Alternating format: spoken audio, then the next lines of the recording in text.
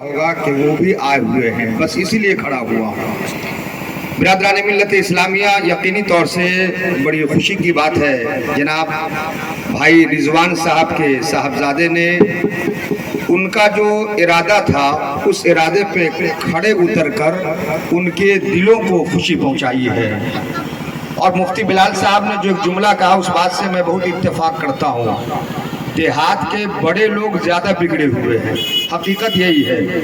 بچہ تو بعد میں بگڑتا ہے، بڑے لوگ زیادہ بگڑے ہوئے ہیں، اس لیے کہ ان کو چائے پان سے فرصت نہیں ہے کہ وہ بچے کا خیال کرے۔ اگر دیہات کے بڑے لوگ چائے پان چھوڑ دیں تو ہر گھر میں تعلیم عام ہو جائے گی، لیکن اپنے چائے پان کے چکر میں بھوتی چھڑی سے اپنے بچے کو ذبح کرتے ہیں۔ اس میں نو ڈاؤٹ کوئی شک نہیں ہے کہ تعلیم آج کے وقت میں، چاہے وہ دنیا کی تعلیم ہو یا دین کی تعلیم، دونوں تعلیم حاصل کرنا آسان سے آسان تر ہے۔ سرکاری میں آپ دیکھ لیجئے، آپ جب لسٹ پڑھیں گے IAS IPS تو پتہ چلے گا سب بہار بورڈ سے پڑھنے والے لوگوں نے IAS اور IPS کی ڈگری حاصل کیا ہے۔ یہ نئے جو کلاس چل رہے ہیں جس کو ہم کوچنگ کہتے ہیں، اس سے نہیں، آپ ان کی ذرا تاریخ علاقائی اعتبار سے آپ پڑھیے نا۔ جتنے بڑے لوگوں نے جو اونچی تعلیم کیا ہے وہ بہار بورڈ کے کیا ہے، اور بہار بورڈ میں آپ کو وظیفہ بھی ملتا ہے، ڈریس بھی ملتا ہے، کھانا بھی میمو کے اعتبار سے آپ کو ملتا ہے۔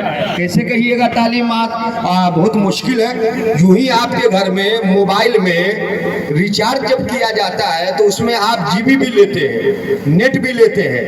اب میں سمجھتا ہوں پڑھنے والا آدمی بہار بورڈ سے پڑھ کے آئے اور پھر وہ آن لائن اگر چاہے تو فزکس کا سہارا لے کر آدمی میڈیکل کی تیاری وہ کر سکتا ہے گھر میں، کوئی اور یوٹر کو اختیار کر کے نیٹ کا سہارا لے کے آدمی انجینئر بن سکتا ہے۔ پڑھنے کا ماحول ہونا چاہیے، جب ماحول نہیں ہوگا تو پڑھنا بڑا مشکل کام ہے۔ اگر ماحول بن گیا تو پڑھنے والا بچہ بغیر اسکول جائے اپنے گھر میں آسانی سے پڑھ سکتا ہے۔ ایک بات، آخری بات آپ سنیے، میں یہ سمجھتا ہوں کہ دنیا کی تعلیم کے ساتھ دین کی تعلیم بھی ضروری ہے، اور دین کی تعلیم کے ساتھ دنیا کی تعلیم بھی ضروری ہے۔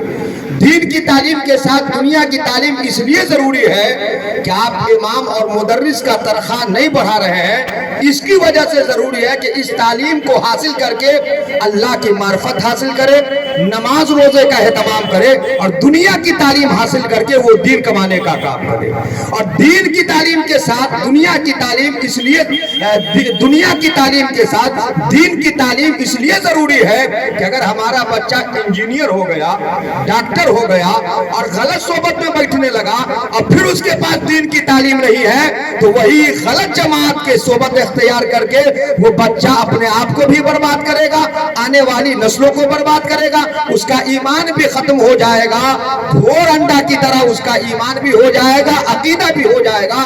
اس لیے دین کی تعلیم کے ساتھ دنیا کے تعلیم کی بھی ضرورت ہے، اور دنیا کے تعلیم کے ساتھ دین کے بھی تعلیم کی ضرورت ہے۔